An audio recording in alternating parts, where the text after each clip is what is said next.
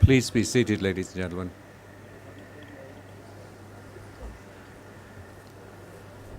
Good afternoon, ladies and gentlemen.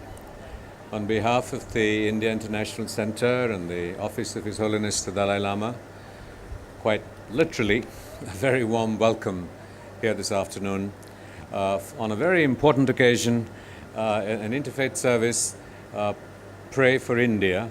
The genesis of Pray for India in recent times was launched here at the India International Center a year ago to commemorate the 50th anniversary of His Holiness the Dalai Lama's exile in India. And it was an offering from His Holiness and the Tibetan community for the good health, the nurturing of India's spiritual tradition and prosperity of the Indian people. His Holiness is often referred to India as the Guru and for himself as the Chela, as India being the land of the Buddha's birth.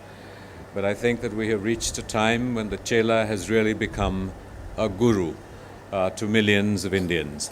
My qualification to speak really is as a Hindu who's now following in the footsteps of the Buddha and struggling to be a worthy aspirant in the footsteps of a great living spiritual master. I think that the story of the Tibetan community in exile is one of the great success stories in history, which is a tribute both to India's civilizational heritage and to His Holiness's leadership and the Tibetan community, and that is more than 50 years after the Tibetans arrived in India. They have managed to retain their identity, keep the Tibetan agenda alive in the international community, and remain welcome by their hosts.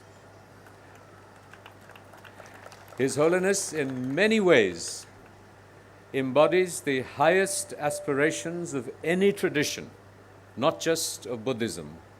And certainly, if we use the Hindu structures, the Hindu ideas of the different yogas, we consider His Holiness as a karma yogi. He's a man of profound action, a man of very sophisticated humility that has been acting without seeking the fruits for himself of his actions in the highest traditions of the Bhagavad Gita. He's a Raja Yogi in the tradition of Buddhist Tantrayana, the working with the more subtle energies that are involved in the spiritual path. He's, of course, a Jnana Yogi, people who have heard him speak, a formidable intellect, a deep, profound understanding and engaging with philosophical terms, philosophical ideas across religions. He has written a remarkable commentary on the Bible, a book on the different religions of the world, and his response to them is under publication. Bhakti Yogi is a man greatly devoted to the ideal of nonviolence.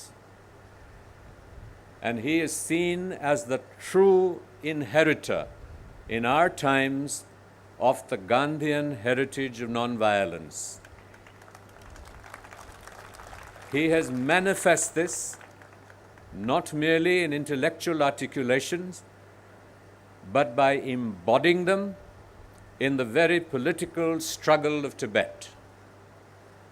It has been a remarkable achievement.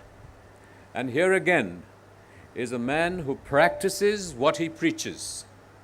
And as I said, as a struggling aspirant, as a Chela, as a student of His Holiness, I think that I have been most powerfully moved, touched, impacted, and transformed by being able to watch a true living master who at every moment in his life has practiced what he has preached and he has talked about.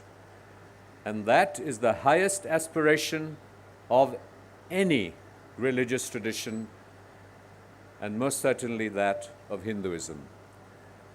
So there is a great deal of similarity. I started off by saying that His Holiness describes India as the guru and himself as the chela, but for us, he now is the guru who leads India's civilizational heritage back to rediscovering itself on the platform and stages of the world. If you follow His Holiness's speech and articulations, every day, virtually, he celebrates India, he celebrates the achievements of India, Indian democracy, Indian spiritual heritage, its contribution to the world. Here is a man who in his political engaging has been so inspired by Mahatma Gandhi and Mahatma Gandhi's commitment to truth that it has not only been reflected in the notion of non-violence, but here is a man who transcends that and doesn't really have a negotiating position in the traditional sense of the word. Because negotiation means that, well, I will ask for 10 and settle for 7 or 6 or 5. The transparency of his ideas, his passion, his commitment have been so powerful. He has led the civilizational heritage of the world to an active engaging with contemporary modern science.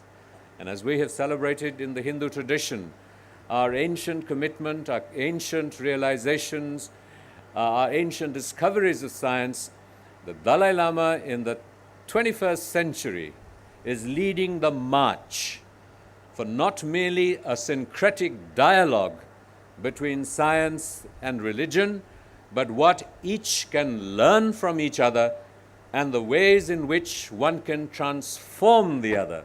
So today you have a situation where in the Tibetan monasteries, not only do they practice vegetarianism from the sort of adapting themselves to the traditions of and the imperatives of contemporary society, but they are studying the modern sciences. So here is a man that we truly celebrate. He has honored India by his presence, as has the Tibetan community.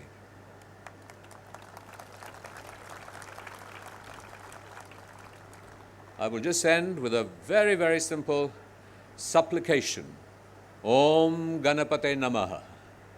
Ganapati is one of the gods that you see in Tibetan monasteries, and so may, as the elephant god does for many of us in India, may he wipe away, remove the obstacles to Tibetan freedom so that that heritage can triumph and serve as a beacon light for India and the world, and a message that is carried on his ever smiling face of peace, love, and compassion.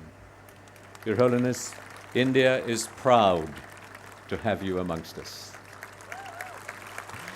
May I invite His Holiness to light a lamp of both welcome and hopefully a quick farewell to Tibet.